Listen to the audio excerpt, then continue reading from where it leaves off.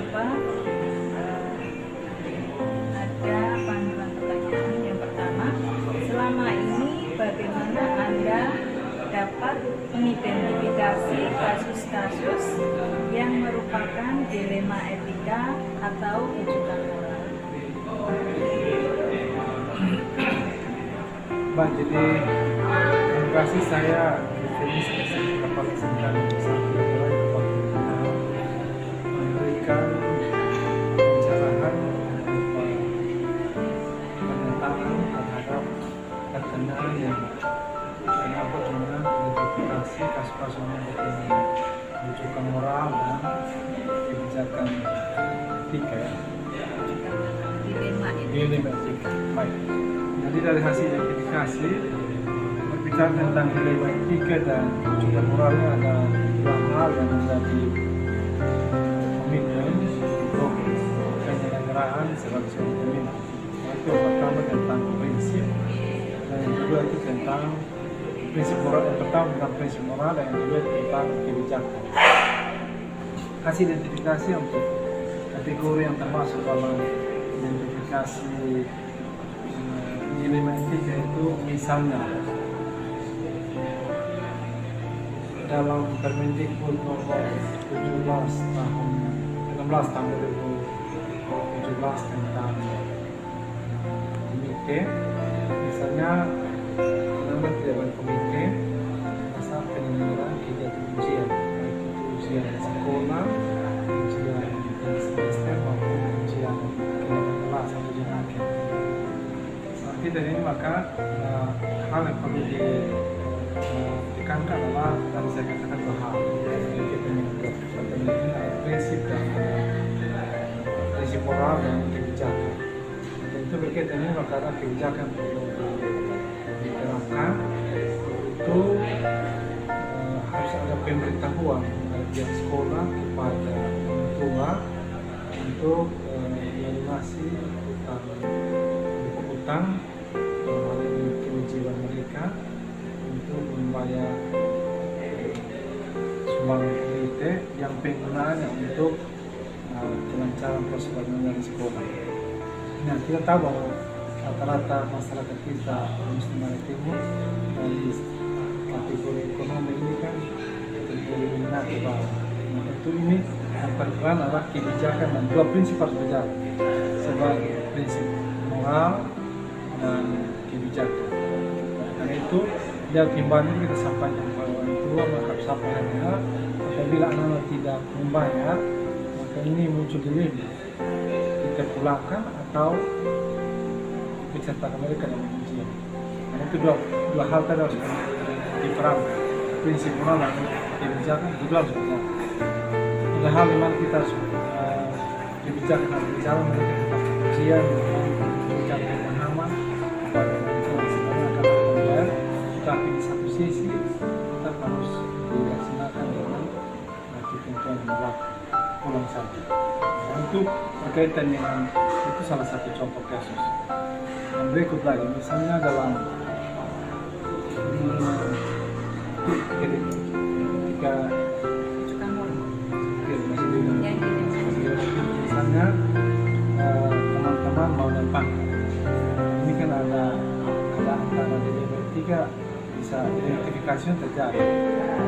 Ada rasanya harus melakukan penelitian tindakan kelas, lalu seminar dan seterusnya, lalu memenuhi syarat untuk kenaikan pangkat ke pangkat berikutnya.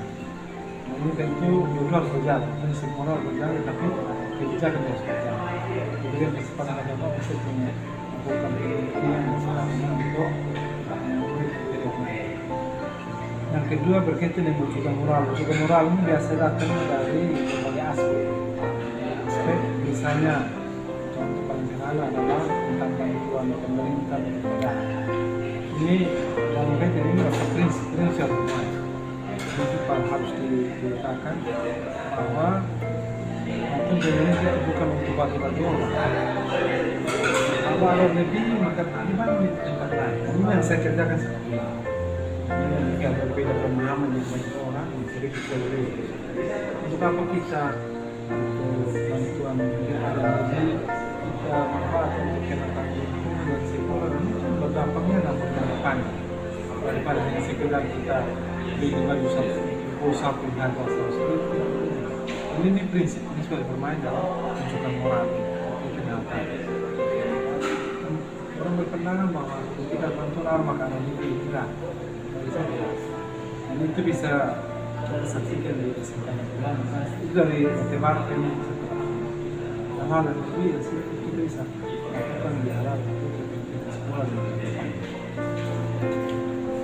Untuk moral itu biasanya pendanaan misalnya panitia itu prinsip biasa sebenarnya departemen itu punya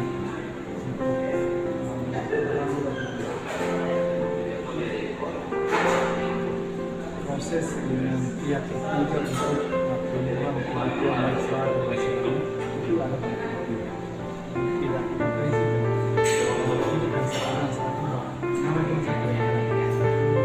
mana pun saya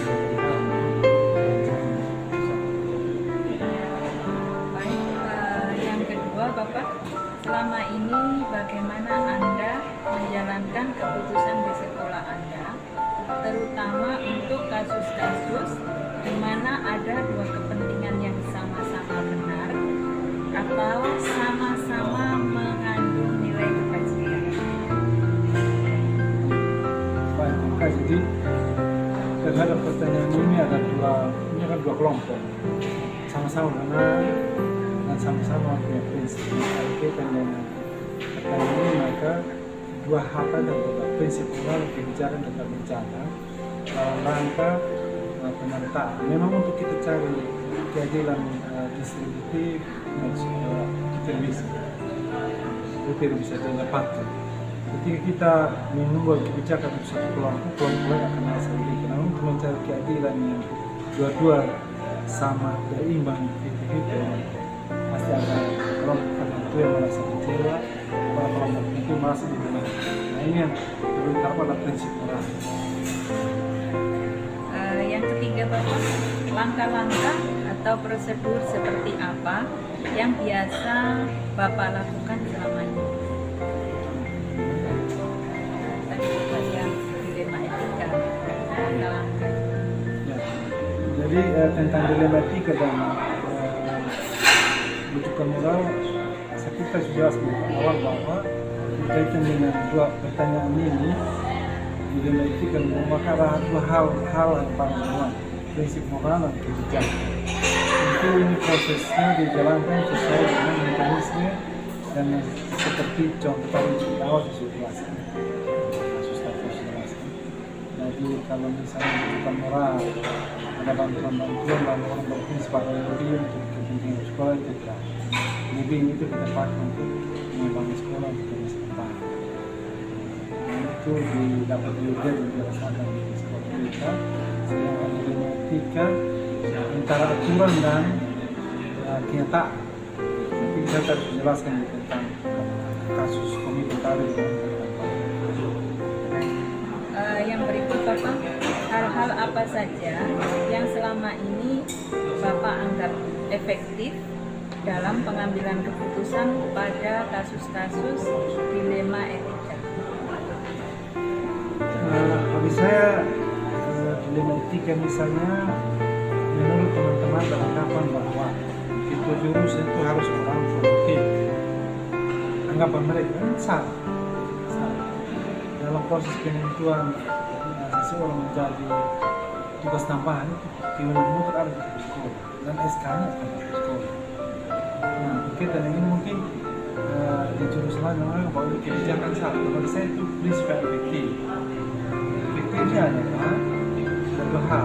Pertama bahwa ketika seorang itu maka diminimnya dia punya gambaran adalah mendapatkan tunjangan profesi. Nah, dilemanya kenyataannya di lapangan dia dapat sudah mengikuti pendidikan profesi guru dapat SK-nya jangan kurang. Maka bagi saya kebijakan sekarang yang menggambarkan mereka tugas tambahan di depan itu jurusan yang bukan orang produktif dari mata pelajaran orang produktif. Itu yang tadi kita ada 3 aktivitas jurusan yang bukan dari jurusan. Itu bagi saya efektif. Ini hal tadi. Yang kedua bahwa bagaimana mungkin dia merasa nyaman dan sejahtera, ada teman yang sama-sama punya sertifikat, dia dapat dan dia tidak kebijakan dari bagi saya. Yang berikut, bagi saya efektif misalnya tentang pemilihan bahan alat dan bahan. Kalau kita mau ikut, Hal-hal apa saja yang selama ini merupakan tantangan dalam pengambilan keputusan pada kasus-kasus dilema etika? nah, jadi yang merupakan tantangan dalam memutus sebagai dan penyakit itu bahwa keputusan yang dihasilkan pasti ada pihak merasa di satu sisi kelompok yang merasa tidak puas merasakan pemahaman mereka, tapi yang lain kelompok merasa puas karena sesuai dengan prosedur. Tantangannya pasti ada dua kelompok yang merasa ada merasa puas, ada yang merasa. Baik, yang berikut Bapak, apakah Bapak memiliki sebuah tata cara atau jadwal tertentu dalam sebuah penyelesaian kasus dilema etika? Apakah Bapak langsung menyelesaikan di tempat atau memiliki sebuah jadwal untuk menyelesaikannya? Bentuk atau prosedur seperti apa yang Bapak jalankan? Biasanya tidak langsung, saya menunggu waktu yang tepat, melihat akan kesiapan mereka pada kedepannya untuk menyelesaikan secara bersama-sama. Termasuk menunggu waktu yang tepat. Baik, berikutnya Bapak, adakah seseorang atau faktor-faktor apa yang selama ini mempermudah atau membantu Bapak dalam pengambilan keputusan dalam kasus-kasus dilema etika? Dalam aspek yang berkaitan dengan keputusan untuk kasus etika, ada dua hal tadi harus dijaga. Prinsip moral dan kebijakan untuk mengambil pertimbangan yang matang untuk mengambil keputusan dengan berdasarkan dua komitmen dan hal. Baik, yang terakhir Bapak, dari semua hal yang telah disampaikan, pembelajaran apa yang dapat Bapak petik dan pengalaman Bapak mengambil keputusan dari dilema etika? Jadi dilema etika ini kan bicara sesuatu yang antara benar dan sesuai dengan aturan. Nah ini biasanya tafsiran tentang aturan dan benar ini kan berbeda-beda tiap orang. Itu pengalamannya adalah tetap pada prinsip moral. Bapak mohon izin untuk mengupload wawancara ini di YouTube untuk keperluan calon guru penggerak angkatan 7.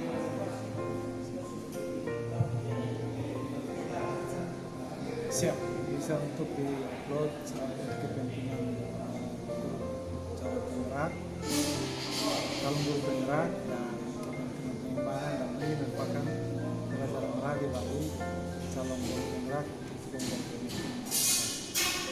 Baik Bapak, terima kasih. Shalom.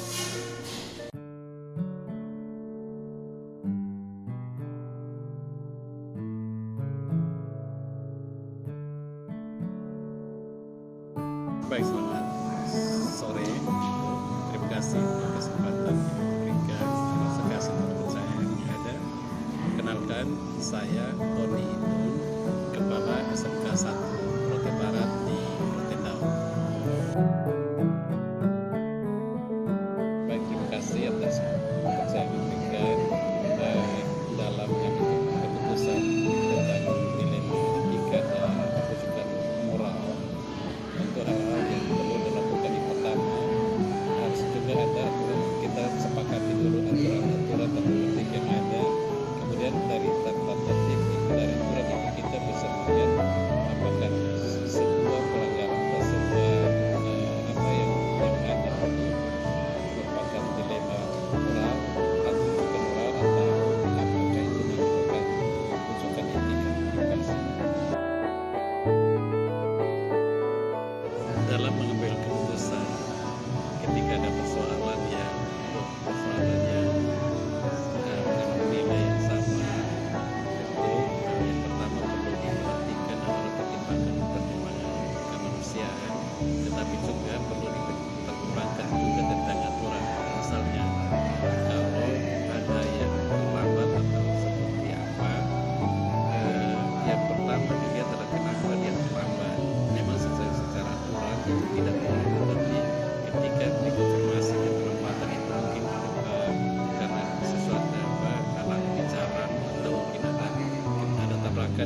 menolong, ini hanya kasus saja, kemudian dia menolong dan mengikat terlambat, ya itu juga dipertimbangkan untuk mengambil keputusan bahwa dia untuk keterlambatan itu memang tidak dibenarkan, tetapi dalam hal etika atau moral itu bisa dipahami, dimengerti. Langkah-langkah yang dilakukan sebelum mengambil keputusan yang bentuk pertama, kita juga harus konfirmasi dulu tentang pelanggar yang melakukan pelanggaran etika itu kan, atau tata tertib itu. Artinya dalam hal ini kita konfirmasi, kemudian setelah konfirmasi kita koordinasi mungkin dengan tidak hanya sendiri mengambil keputusan, tetapi orang-orang yang juga berkompetensi itu kita bisa ambil sama-sama untuk mempertimbangkan keputusan yang akan diberikan. Sampaikan tadi bahwa hal-hal yang paling efektif itu adalah koordinasi, kemudian juga harus konfirmasi juga, itu hal penting sehingga dalam pengambilan keputusan itu tidak salah karena kita sudah tahu akar persoalan, kemudian alasan-alasan diberikan, itu menjadi hal yang baik untuk kita dipertimbangkan. Baik, memang dalam kasus dilema etik ketika itu sebuah persoalan yang membutuhkan ketelitian dalam pengambilan keputusan, karena yang pasti bahwa ketika melanggar etika moral itu juga tentu akan berpengaruh pada tatanan peraturan. Nah, kalau kita strict pada peraturan maka kita akan abaikan moral, tetapi dalam pertimbangan itulah kita harus melihat kedua-duanya, antara aturan dan moral itu juga dipertimbangkan sehingga dalam pengambilan keputusan keduanya bisa diakomodir, tetapi tidak merugikan satu dengan yang lain.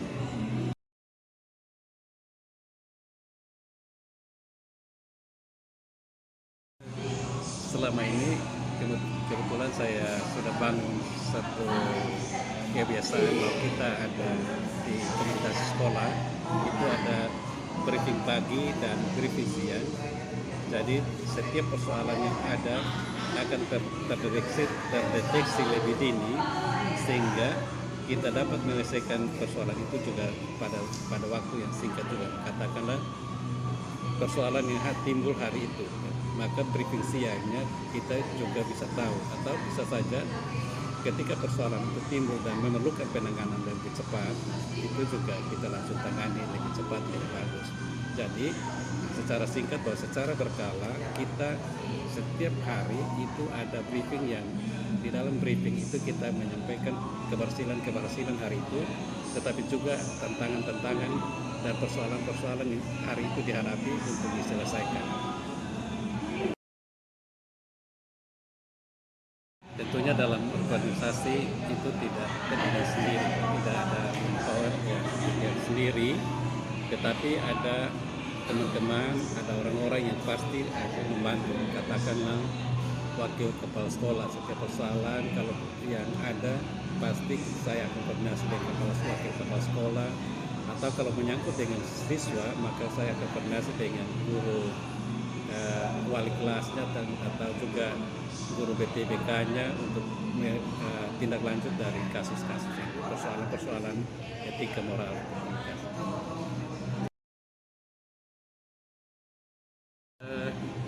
Pengalaman bahwa ketika mengambil keputusan itu seperti yang saya sampaikan tadi, itu harus ada kolaborasi, kemudian juga ada konfirmasi, dan yang berikut yang itu adalah kerjasama tim itu penting.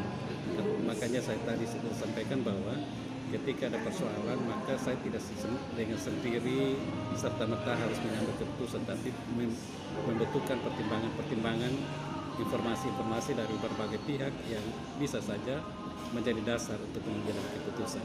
Dan yang hal positif yang ada adalah kerjasama, kolaborasi, dan konfirmasi itu penting.